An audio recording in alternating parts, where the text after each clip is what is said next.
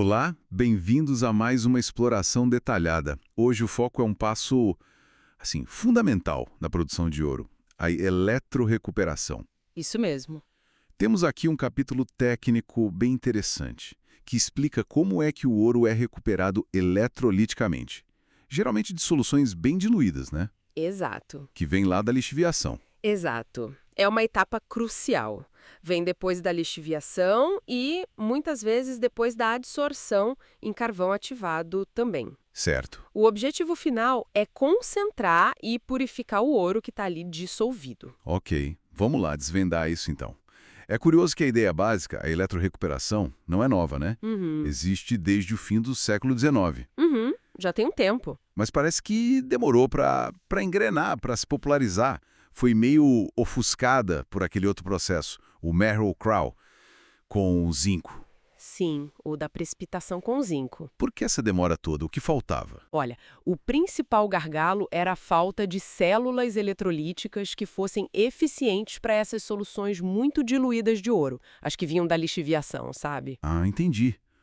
Eram muito fracas as soluções. Exatamente. A virada mesmo só aconteceu lá pelos anos 50 com um nome importante, J.B. Zadra. Zadra. Isso. Ele desenvolveu uma célula especificamente para essas condições. E foi um timing perfeito, porque coincidiu com os avanços na tecnologia de adsorção e dessorção em carvão ativado. Que gerava soluções mais concentradas, imagino. Justamente, o carvão começou a entregar soluções com teores de ouro melhores, ali na faixa de 50 a 2000 ppm, bem mais adequadas para a eletrólise. E como era essa célula original do Zadra? Pelo que li, era engenhosa. Era assim.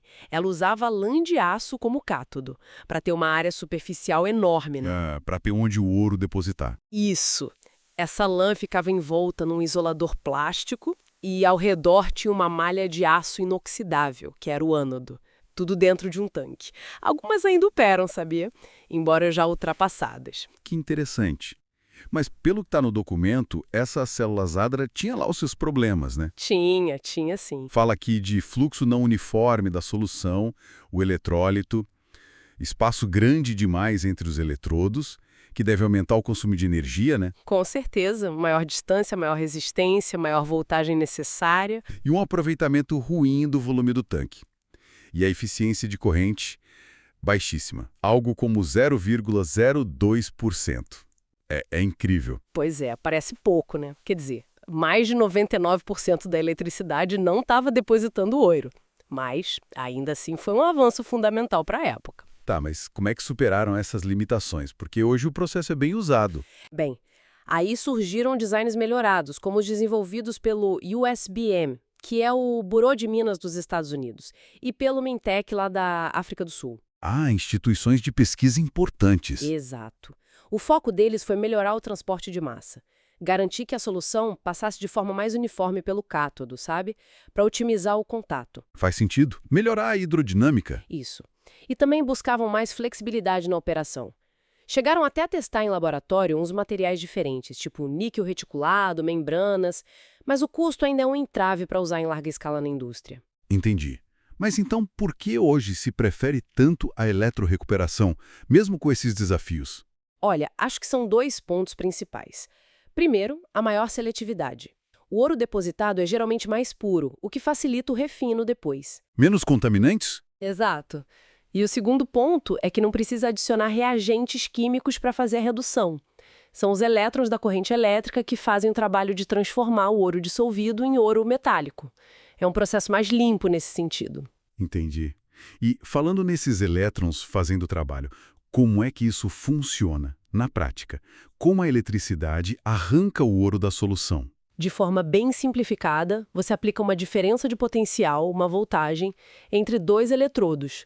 O ânodo, que é o positivo, e o cátodo, o negativo, imersos na solução. Certo. Essa voltagem tem que ser suficiente para duas coisas. Primeiro, para iniciar a reação química que a gente quer, a deposição do ouro, tem que superar o chamado potencial reversível. O mínimo para começar. Isso. E segundo, tem que vencer a resistência elétrica da própria solução, que é a tal da queda ômica. Ah, a resistência do meio. Exato. Vencido isso, O ouro, que está lá como um complexo com cianeto, o AuCN2-, vai até o cátodo, recebe elétrons e pronto, vira ouro metálico, Au, depositado ali. E no ânodo, o que acontece lá? No ânodo ocorre a oxidação. Geralmente é a água que é oxidada, liberando gás e oxigênio. Ok.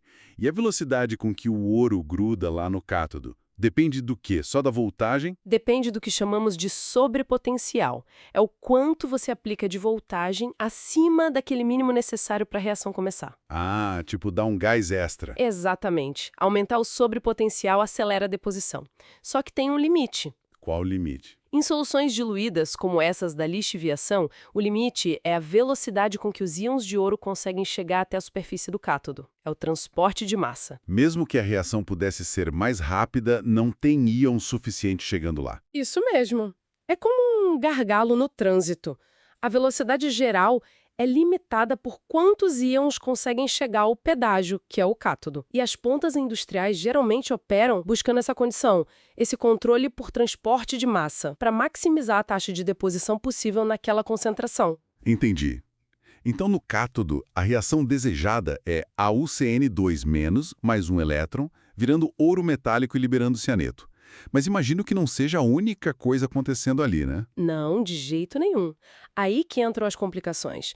Uma reação que compete muito pela corrente elétrica é a redução do oxigênio que está dissolvido na solução. Ah, o O2 dissolvido. Sim, ele consome elétrons que poderiam estar depositando ouro, isso diminui bastante a eficiência de corrente que a gente comentou. Além dessa, tem mais alguma. Pode ocorrer também a produção de gás hidrogênio a partir da água, outra reação que consome elétrons. E, claro, tem a questão das impurezas metálicas. Ah, os outros metais que podem estar na solução. Exato.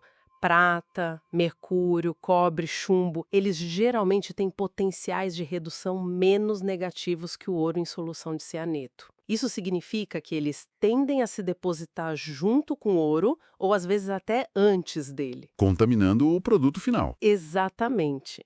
A prata muitas vezes é recuperada como subproduto, tem valor, mas o mercúrio é um problema sério, tanto para a saúde quanto para a qualidade do depósito de ouro. E os outros?